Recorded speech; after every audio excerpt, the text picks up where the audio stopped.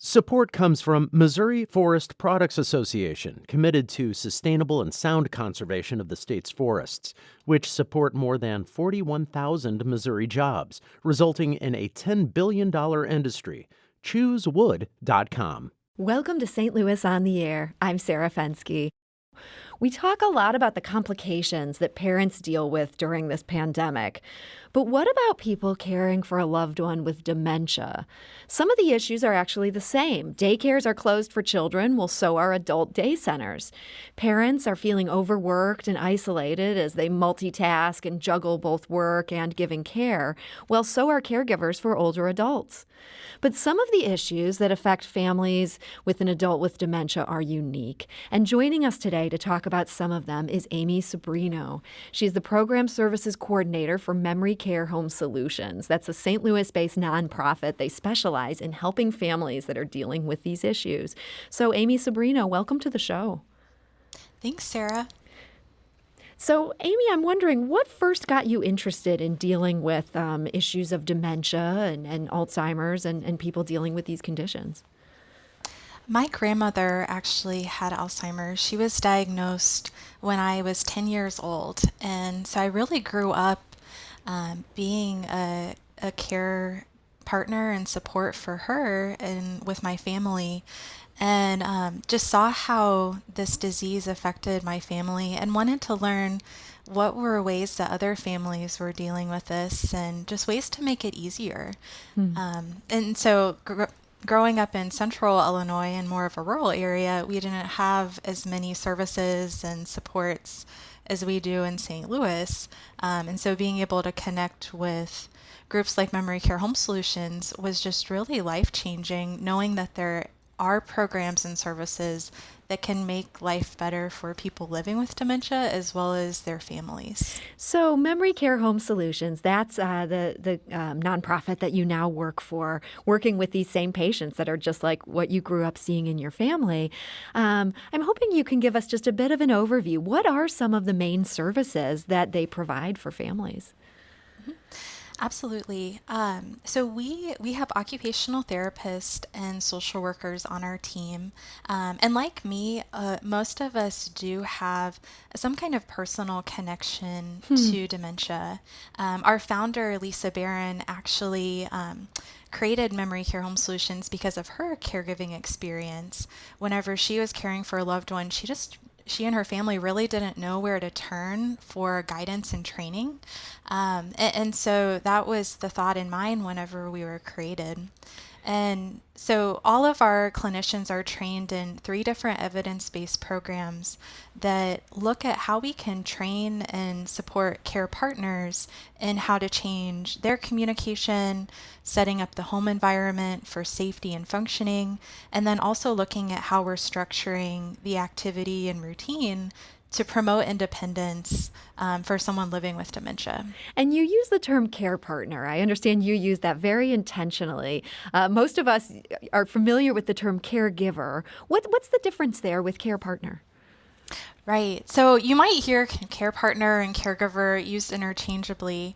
What we found is that language matters, and especially around dementia, we want to reduce the stigma around these diseases.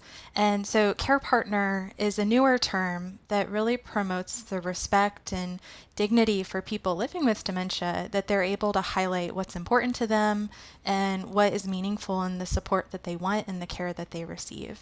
So they're partners sort of in it together, not somebody Absolutely. from top down on high. Absolutely. Well, so our second guest today is actually one of those care partners, and it's somebody who has worked with your agency as she's dealing with some of these issues with her own family, and that is Gail Brown. She's a care partner, got to get used to that term, for her mother who has Alzheimer's. She's also the president of Brown Court Camp Realty. So, Gail Brown, welcome to the show. Oh, thank you, Sarah. Hello, Amy. Yes. So, Gail, I understand it's your mother who has Alzheimer's, but this is actually your second go-round with a diagnosis like that. Tell us a little bit about your parents and what that experience has been. Yes, sure. So my father was diagnosed around 2013, And it's really interesting that, before he was diagnosed, I really didn't have an understanding of Alzheimer's, dementia. All I knew is that there were some strange things happening with his conversation, the way that he was able to, follow directions or not follow directions, or just his work, because he was, a business owner, and I just saw some gaps there. So, we got him assessed, and they said that we had Alzheimer's here, and we then followed up with Alzheimer's Association, and from there, we received a lot of resources, and the first thing that we participated in was a program called Project Esteem, and it was for the caregiver and also the person with dementia to work together to understand what was going on, what is this disease, how do you manage with it, because there's no cure, so you're really managing. So that was very helpful, and that's how I was first introduced to Memory Home Care Solutions. Okay. And then as you've continued in this, there was a couple years of caring for your father. I understand it's after that your mother really began to suffer from this after your father passed. What kind of support then was Memory Care Home Solutions able to offer throughout that journey of just all these stages that you've dealt with now? Yeah, absolutely. So the first thing, going back to my father's care, my father was what you would call a runner. So every time he saw a door, he wanted to go out of it. So it was just very tricky just keeping him safe and keeping him in. And so one of the things that they did early on was they came by the house, and I always say booby trapped. They put alarms on the doors, and they put these fake doorknobs that our family could operate, but for the person it was, difficult, and put little locks on cabinet doors, just made the home safe. So that was helpful. Almost like a parent child-proofs their house. Yeah, absolutely. And so that was very helpful for the care, for my father. And then now, with my mother, what has been, very helpful is similarly, she's not a runner. But she's very active, and she needs things to do. So Carrie, who's the person who works directly with me from Memory Home Care Solutions, she's been very helpful in helping me set up routines, set up schedules, set up activities that she will be engaged in and that she can find some joy in doing, while I can do some other things as well. So you can actually get some work done. I can get some things done. So, that has been very helpful for me. Amy, I'm curious, for the families that you work with, this is obviously just such a weird time. Everybody's at home for such long periods of time. And even though the economy is starting to open up, I think for many older adults, they're not rushing out there to go party in the Lake of the Ozarks, say. They're staying at home. That routine that Gail mentioned, is that something that you guys are working with many clients on, trying to sort of find the meaning in these days that kind of just run all into each other? Yes, absolutely. Even before COVID-19, we really talked about routine with all of our clients, because we know for a person living with dementia, that routine and structure is just so important to help keep them as independent as possible and functioning really well. And whenever we talk about routine, the kind of points that we try to encourage families to think about is just having similar sleep wake times, meal times, medication times. So we're kind of building the day around those. So they look as similar as possible. And then the rest of the time we're just filling with meaningful activity and engagement throughout the day. Gail, that meaningful activity, what does that look like in your mother's case? Yes. In my mother's case, we listen to music. So that's one of the things that she enjoys. So I have the Pandora on, and she'll listen to Ella Fitzgerald and Louis Armstrong, and so she has good taste. So she finds joy in that, and then also she. She's not comprehending it, but she likes to look at magazines. She likes the colors. And she finds joy in that. So she looks at magazines, also calendars that have babies. She has this fascination now with babies. So, she does that. She doesn't, really like a lot of television except for like Wheel of Fortune, some of those things, and The Voice, and some programs like that. So we spend time that, and one of the things that my mother really enjoyed is she enjoyed church, and we're not able right now to go to church. But so that's kind of difficult because she doesn't really understand why. But we are doing the very best we can through Zoom, but that's kind of hard for her to understand. So, we try to do the very best we can, with our routine. And one of the things that we also set up with Memory Home Care Solutions was they made a referral for mobile physical therapy, because it was very important during this time for me that Mom didn't become sedentary, that she just would not just be sitting around the house. So they come in twice a week and work with her. So that's an activity, that she's doing, that she finds joy in. And she's doing that in person, or that's switched to a Zoom type version? No, well, right now, as of, a few weeks ago, they started coming back into the house. So that must have been a relief to have that back. So they're coming into the house, and they have all of their mask on, and they're practicing, all of the precautions to make sure that she's safe. So, that's very helpful. So some of these services, Amy, are starting back up again in person, not just online. They are. So we've been in touch with several adult day programs that are slowly starting to reopen, and it looks a little different from before, of course, but we're starting to get kind of a gauge of which programs are opening. Home care has still been serving clients throughout COVID, but with the respite, like Gail was saying earlier, of just getting a break throughout the day, we've had to become a little more creative during this time. Mm-hmm.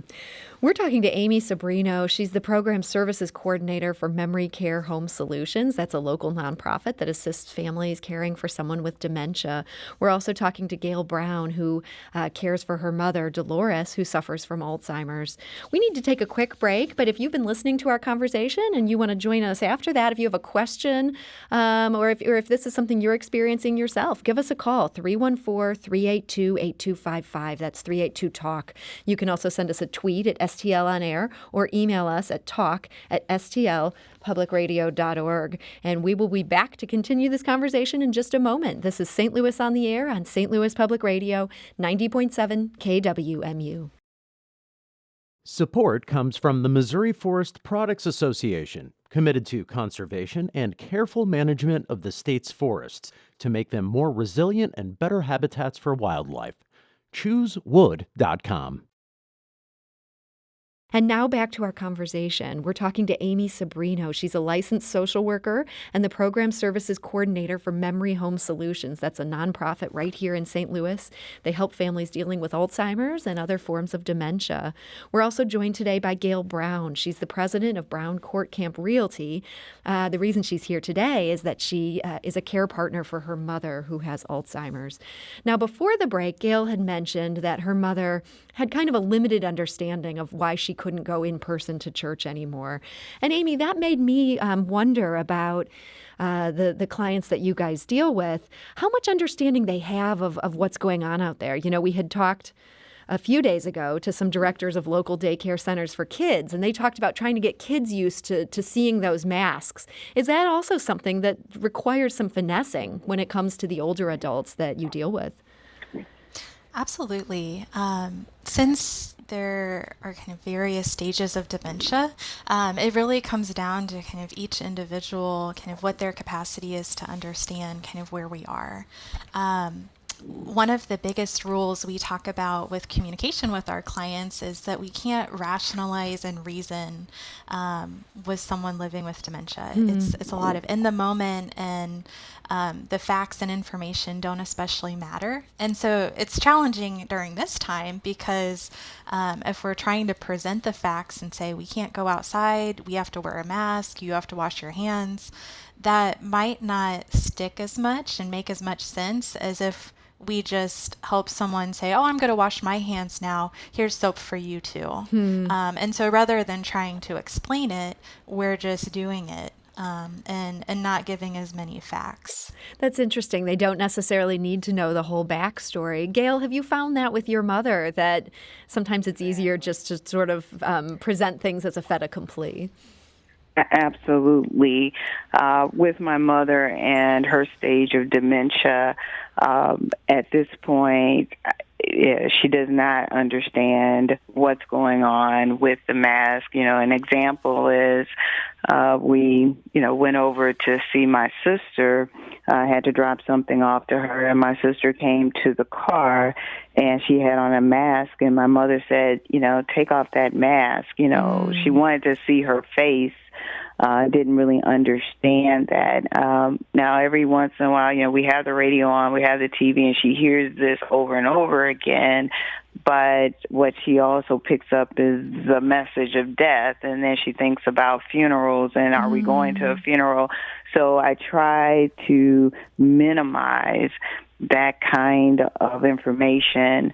And, for her stage, it's been difficult because usually, because she's mobile, as a part of her activity and exercise, I usually take her with me on, my appointments or, on my errands. But now, since I'm not going to put a mask on her because, she's not going to understand that, I will, put her in the car and we'll take a ride. But since this has been going on, she has not been into any grocery store, any department store, anywhere, other than, we had an appointment, at the doctor, and we had to go to that.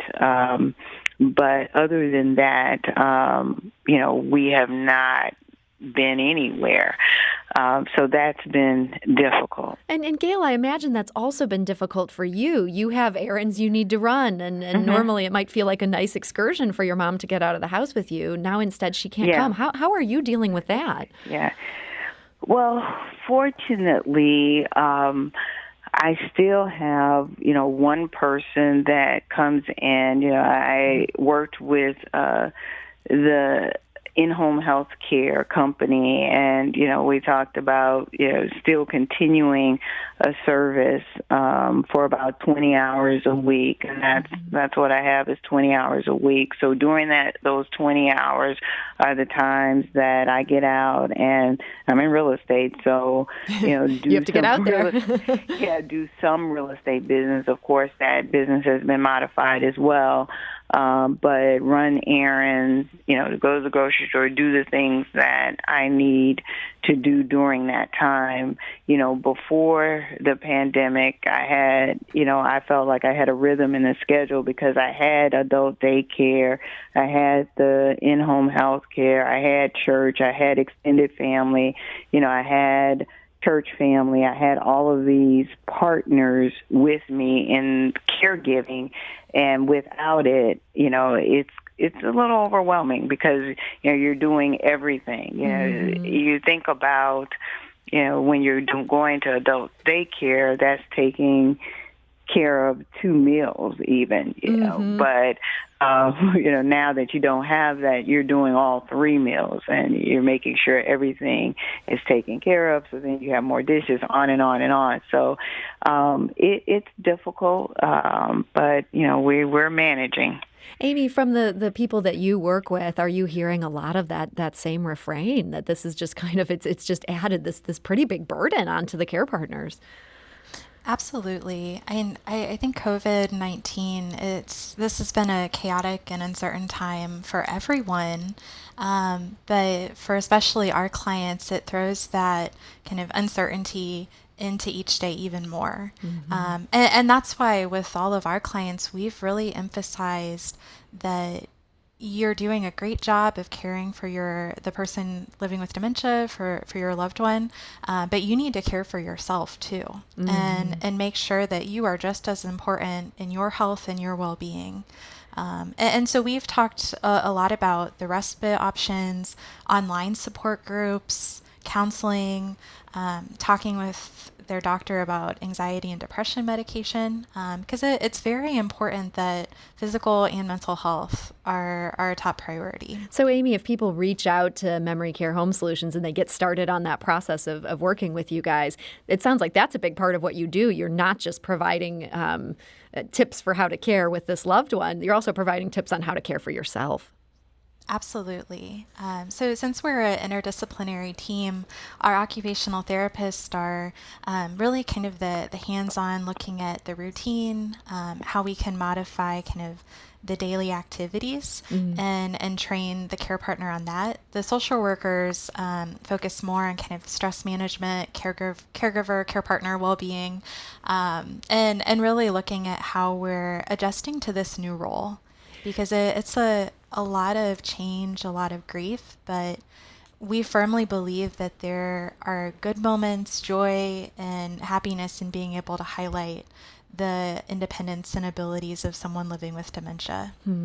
Now, our producer, Joshua Phelps, last week he talked to another one of the care partners that, that you work with at Memory Care Home Solutions. This is Judy Willett, and she lives in Creve Coeur. She's a care partner for her husband, Clark, and she explained to our producer, Josh, how things have gotten harder lately. It's been very difficult. Before the virus began, I was having a companion come in a couple days a week for a few hours so that I could leave. He was going to an adult day center a couple days a week. So that all stopped, 2.5 months ago, whatever that was.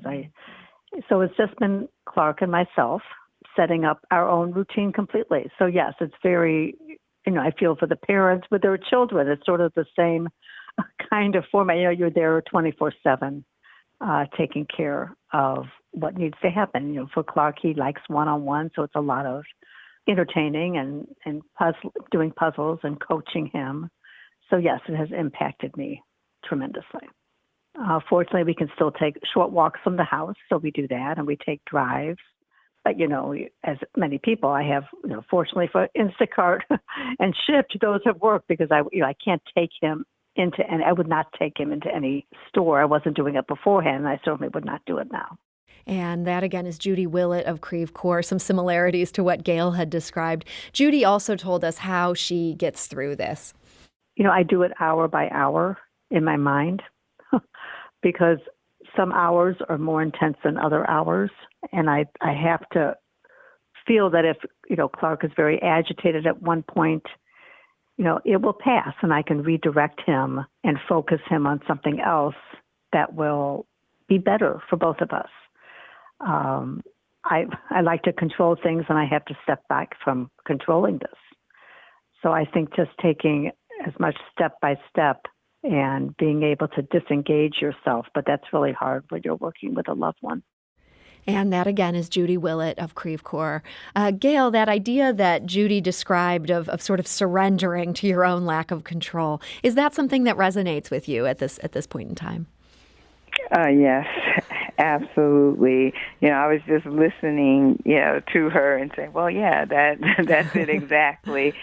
And, I think that what I want to, I think Amy talked about it too, is that you have to surrender to them as well. Just go into their world. Mm-hmm. I think that it's easy, when you see the person thinking that you want to bring them into your world and tell them what to do, what is right and what is wrong. My mother, she has hallucinations, and Carrie,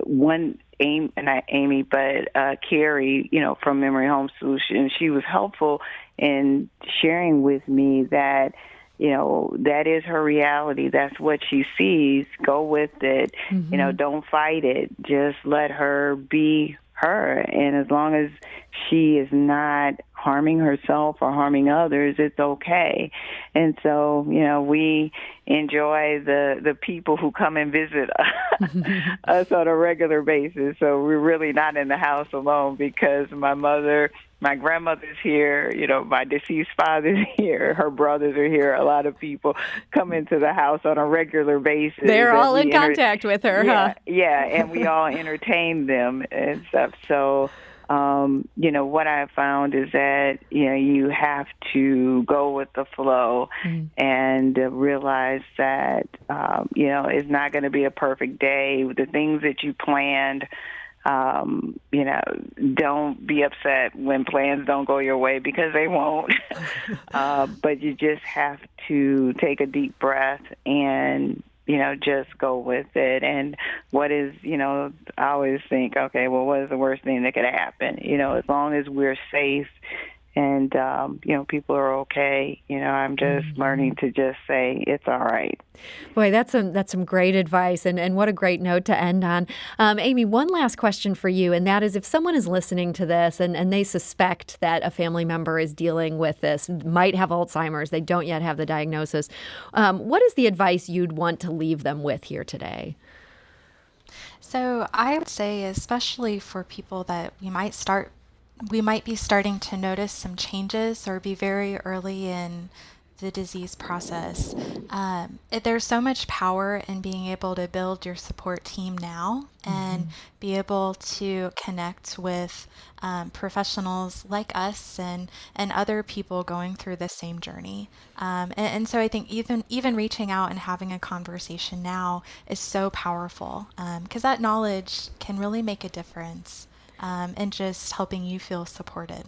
Well, so if you're listening, you're not alone, and we would want to encourage you to reach out to somebody who can help you. And a great resource for that is Memory Care Home Solutions. We have their website is linked on our website. That's stlpublicradio.org in our write-up of this conversation that we have today. And we'd want to encourage people to just reach out to some place where they can get some help. As Amy says, they're not alone. And as Gail says, to some extent, you have to go with the flow here. So Amy Sobrino of Memory Care Home Solutions, thank you so much for joining us today. Thank you, Sarah. And Gail Brown, thank you so much for sharing your experience with us. Oh, thank you, Sarah. And the best of luck to you and your mother both.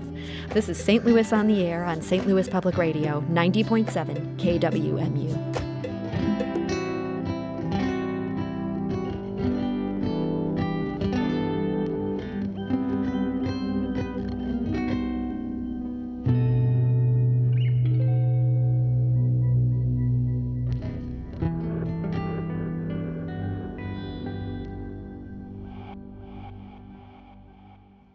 Support comes from the Missouri Forest Products Association, committed to conservation and careful management of the state's forests to make them more resilient and better habitats for wildlife.